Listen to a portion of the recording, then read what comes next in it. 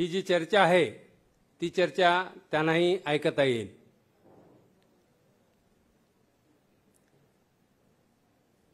सकाळच्या सत्रापासून आणि गेल्या 3 महिन्यापासून आपण राज्य अभ्यासक्रम आराखडा या विषयाच्या परिषदेची पूर्वतयारी करत आहोत। त्या संदर्भाने शिक्षण विकास मंच, यशवंतराव चव्हाण सेंटर वेगवेगळ्या ॲक्टिव्हिटी वेगवेगळ्या माध्यमातून राज्यभर राबवत आहे आणि त्याची काही सादरीकरणं याच्या अगोदर झालेली आहेत। या संदर्भातलं पुढचं जे सादरीकरण आहे ते अर्थात खूप 2 मोठ्या दिग्गज व्यक्ती आपल्या समोर इथे बसलेल्या आहेत, त्या विषयातल्या अभ्यासातल्या त्या करणारच आहेत। पण शिक्षण विकास मंचाने शिक्षण कट्ट्यावर काही ठिकाणी चर्चा घडवून आणली। राज्य अभ्यासक्रम आराखडा 2020 तुम्हाला आठवत असेल 24 ऑक्टोबरला 2024ला हा आराखडा प्रसिद्ध झाला आणि प्रसिद्ध आराखडा झाल्यानंतर 24 ऑक्टोबरपासून त्याची थोडी चर्चा सुरू झाली होती 2-3 दिवस अगोदर, म्हणजे 20 ऑक्टोबरपासून 20 ऑक्टोबरपासून ते आचारसंहिता लागेपर्यंत सगळ्या वर्तमानपत्रातली मुख्य बातम्या, त्याचे संपादकीय, त्यानंतर त्या संपादकीय पानावरले असणारे लेख यावर साधारण जी चर्चा होती ती अभ्यासक्रम आराखड्यावरली होती। थोडं तुम्ही आठवल्यानंतर तुमच्या लक्षात येईल। नंतर काय झालं की नंतर निवडणुका झाल्या सुरू, निवडणुकांची घोषणा सुरू झाली आणि निवडणुकांची घोषणा झाल्यानंतर हा जो अभ्यासक्रम आराखड्याचा जो विषय होता तो ज्या झपाट्याने आला होता लोकांच्या चर्चेला त्या झपाट्याने मागे गेला आणि मग नंतर निवडणुका या सगळ्या गोष्टी सुरू होत राहिल्या। मधल्या काळामध्ये निवडणुका झाल्या, नवीन सरकार आलं, नवीन शिक्षण मंत्री आले, पण आपण विषय नाही सोडला।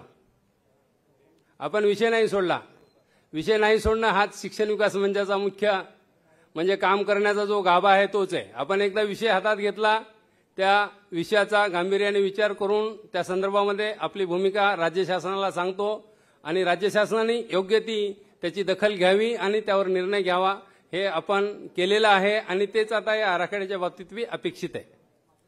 यासाठी काय केलं पाहिजे, नुसतं म्हणजे आपण बोलून चालणार नाही, तर राज्यभर या संदर्भातलं मत घडवणं जो प्रकार आहे तो झाला पाहिजे।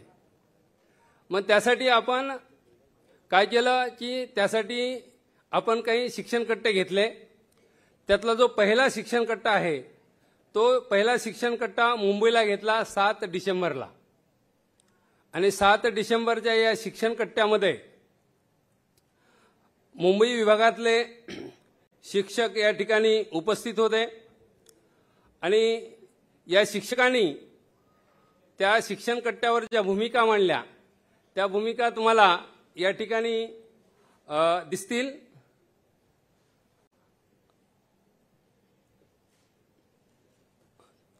सात डिसेंबरला जो शिक्षण कट्टा झाला त्या शिक्षण कट्ट्यामध्ये ज्या इथल्या शिक्षकांनी भूमिका मांडली त्यातली काही नावं मी या ठिकाणी काही उल्लेखनीय ज्या गोष्टी आहेत ते मी सांगतोय।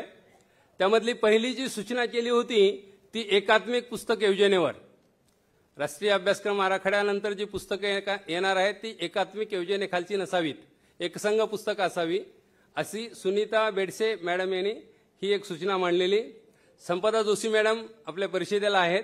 संपदा जोशी मॅडम यांनी तासिकेचं योग्य नियोजन करावं आणि पाठ्यक्रम शिकवण्यास पुरेशा तासिका ठेवाव्यात अशी सूचना केली होती।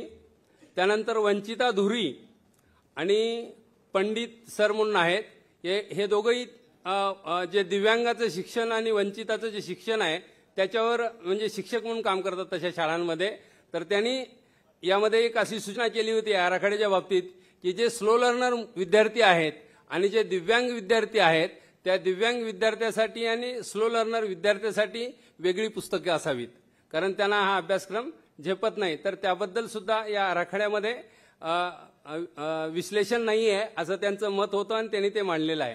त्यानंतर वैशाली सरवणकर मॅडम यांनी ज्या मोठ्या महानगरामध्ये 2 सत्रामध्ये शाळा भरतात, सकाळ आणि दुपार. आता शाळेचं वेळापत्रक त्यांनी दिलेलं आहे त्या आराखड्यामध्ये. ते वेळापत्रक आणि त्याच्या वेळा जर पाहिल्या तर 2 सत्रातल्या शाळा कशा चालवाव्या हा एक प्रश्न पडतो. त्या संदर्भात त्यांनी ती सूचना केलेली आहे. तर त्याचंही नियोजन त्या ठिकाणी करावं असं त्यांनी इथं म्हणलेलं आहे. त्याचबरोबर हेमा चौधरी मॅडम यांनी क्षेत्रवेटी कार्यानुभव याचा आराखड्यात अधिकचा उल्लेख असावा असं लक्षात आणून दिलेलं होतं. त्यानंतर सत्यजित जाधव या शिक्षकांनी आराखड्यामध्ये एका विशिष्ट धर्माचा आणि त्या धर्माशी संबंधित पुस्तकांचा उल्लेख आलेला आहे आणि तो असा जाणीवपूर्वक आलेला आहे आणि तो ओढून ताणून आणलेला आहे. तो फ्लोमध्ये आलेला नाही, नैसर्गिकरित्या आलेला नाहीये.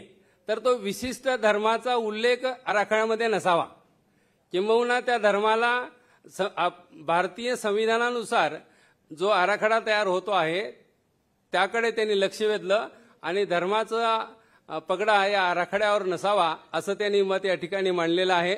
त्यानंतर दिनेश मिसाळ म्हणून घाटकोपरचे शिक्षक आहेत, त्यांनी SSC बोर्डाचा अभ्यासक्रम आणि CBSE बोर्डाचा अभ्यासक्रम त्यातल्या काही विषयावर त्या ठिकाणी निर्णय घेण्यात आलेला आहे. तर त्याचं समानीकरण कसं करता येईल याबद्दल या ठिकाणी भूमिका मांडलेली होती.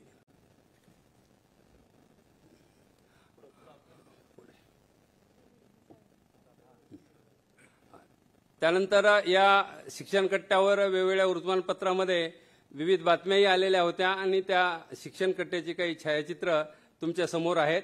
आता यानंतर जो पुढला शिक्षण कट्टा झालेला आहे तो म्हणजे नाशिकला झालेला आहे आणि नाशिकला झालेला शिक्षण कट्टा हा 24 डिसेंबरला झालेला आहे. आणि या 24 डिसेंबरच्या शिक्षण कट्ट्यामध्ये ज्या शिफारसी लोकांनी मांडलेल्या आहेत, शिक्षकांनी मांडलेल्या आहेत, त्या मी वाचून दाखवतोय. विजय सोनवणे जे शिक्षक आहेत ते म्हणतात की त्यांनी पुन्हा अजून इथं दिव्यांगाचा उल्लेख केलेला आहे आणि जे विद्यार्थी अध्ययन अक्षम आहेत त्यांना कशा रीतीनं शिकवता येईल आणि त्यांच्या मानसिकतेचा विचार करून अभ्यासक्रमाचं नियोजन असावं असं त्यांनी इथं म्हणलेलं आहे. विद्यार्थी कृतिशील कसे होतील याकडे लक्ष द्यावं अशीही त्यांनी एक सूचना या ठिकाणी केलेली आहे. त्यानंतर AB चोरडी या नावाचे जे शिक्षक आहेत त्यांनी 12वी नंतर ज्या वेगवेगळ्या शाखामध्ये तुम्हाला ऍडमिशन घेऊन त्याचे विषयाचं नियोजन तुम्हाला करता येईल असं म्हणलेलं आहे. तर त्याकडे त्यांनी लक्ष वेधलेलं आहे. त्यानंतर आवारे NB सरांनी बोर्ड आणि CBSE, महाराष्ट्र बोर्ड आणि CBSE याच्यातली समानता कशा रीतीने आणता येईल याकडे लक्ष वेधावं असं त्यांनी इथं म्हणलेलं आहे. त्यानंतर मुठाळ सर यांनी या ज्या जो अभ्यासक्रम या ठिकाणी घोषित केलेला आहे आराखडा, तर मगाशी लवटे सरांनी सुद्धा त्याचा उल्लेख केला की आपला जे अभ्यासक्रम आहे त्यानंतर आपलं जे धोरण आहे ते अतिशय चांगलं आहे, कागदावर ते अतिशय सुंदर आहे, पण प्रत्यक्ष अंमलबजावणी मात्र त्याची कशा रीतीने होते त्यावर सरांनी मगाशी उल्लेख केलेला होता.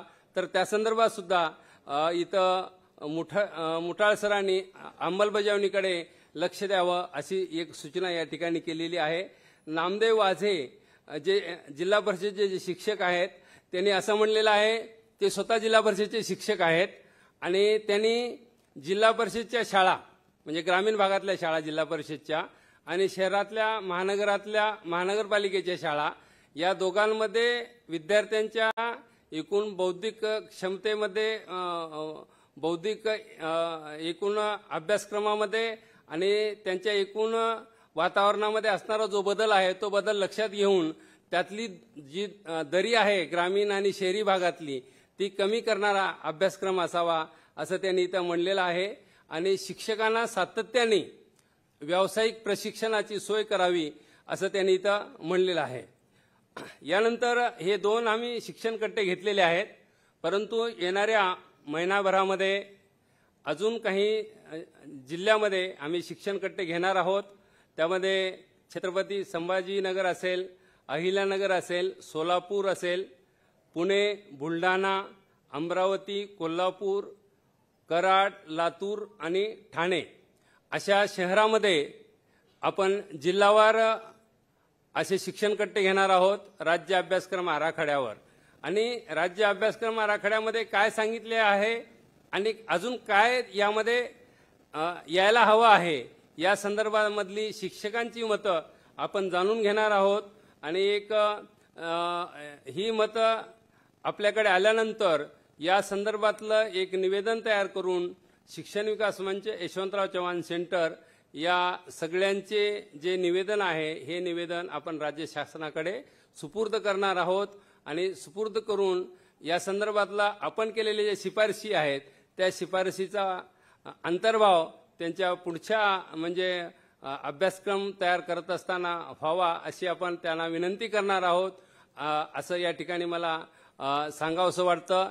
या संदर्भामध्ये शिक्षण विकास मंच ही प्रबोधनाची आणि आपली जी भूमिका आहे ती भूमिका सांगण्याचा प्रयत्न शिक्षकांसमोर, पालकांसमोर आणि सरकारसमोर सातत्याने करत आलेला आहे आणि या संदर्भात ही करणार आहे हे या ठिकाणी मी आवर्जून आपणाला सांगू इच्छितो। आपण सगळ्यांनी इतकं जेवण झालं असताना सुद्धा माझं बोलणं ऐकलं त्याबद्दल सगळ्यांचे आभार।